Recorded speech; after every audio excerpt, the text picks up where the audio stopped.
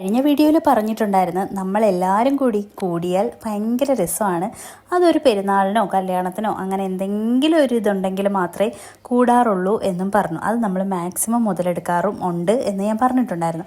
അപ്പോൾ അങ്ങനെ ഇരുന്ന് നമ്മൾ വെറുതെ ഇങ്ങനെ ട്രിപ്പ് പോകുന്ന കാര്യമൊക്കെ ഇങ്ങനെ വെറുതെ ഇങ്ങനെ പറഞ്ഞുകൊണ്ടിരുന്നപ്പോഴത്തെ പെട്ടെന്ന് എല്ലാവർക്കും ഒരു ഐഡിയ തോന്നി, എന്നാൽ നമുക്ക് പൊന്മുടിക്ക് പോയാലോ എന്ന് തോന്നി. അപ്പോൾ ഒറ്റ മൈൻഡ് എന്നാൽ പിന്നെ അങ്ങ് വണ്ടി വിളിച്ചു, പിന്നെ റെഡിയായി അതാ പോകുന്നു. അങ്ങനെ നമ്മളിത് പൊന്മുടിയിലെത്തി. സത്യം പറഞ്ഞാൽ പൊന്മുടിയിലെ ഹിഡൻ സ്പോട്ടാണ് കേട്ടോ ഇതൊക്കെ. ഞാനിപ്പോൾ കാണിക്കുന്നത്, ഞാൻ പൊന്മുടി വ്ളോഗ് വേറെയൊക്കെ ഇട്ടിട്ടുണ്ട്, പക്ഷേ ഇതൊക്കെ ഞാൻ ഇപ്പോൾ ഇടുന്നത് ഒരു ഹിഡൻ സ്പോട്ടാണ്.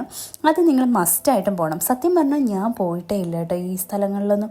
പൊന്മുടി എന്ന് പറയുമ്പോൾ നേരെ മുകളിലേക്ക് കയറും, കുറച്ച് കുന്നിലും അവിടെയൊക്കെ പോവും, പിന്നെ ദാ തിരിച്ച് വീട്ടിൽ പോവും. അതാണ് എൻ്റെ പൊന്മുടി. പക്ഷേ ഇങ്ങനെ ഒരു സ്ഥലം ഞാൻ കണ്ടിട്ടുണ്ടായിരുന്നില്ല. അപ്പം നേരെ നമ്മൾ പാർക്കിലാണ് പോയിട്ടുണ്ടായിരുന്നത്. പിള്ളേർ പാർക്കിലൊക്കെ കളിച്ച് കഴിഞ്ഞിട്ട് നമ്മൾ നേരെ അതിൻ്റെ താഴെ കൂടി ഒരു റോഡല്ല ഒരു സ്റ്റെപ്പുണ്ട്.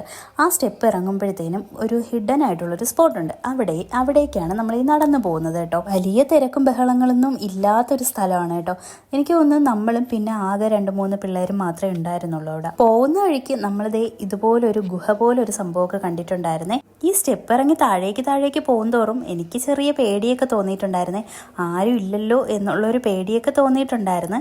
അങ്ങനെ തന്നെ പേടിപ്പിക്കുന്ന സ്ഥലങ്ങളും തന്നെ ആയിരുന്നു കേട്ടോ അവിടെയൊക്കെ. ഒരു ഹൊറർ ഫിലിമൊക്കെ കാണുന്ന പോലെയൊക്കെ തോന്നിയിട്ടുണ്ടായിരുന്നു. ഞാൻ അവിടെ എത്തിയത് ഉടനെ തന്നെ റീൽസ് എടുക്കാൻ വേണ്ടിയിട്ടുള്ള കുറേ പരിപാടികൾക്കൊക്കെ ആയിരുന്നു കേട്ടോ.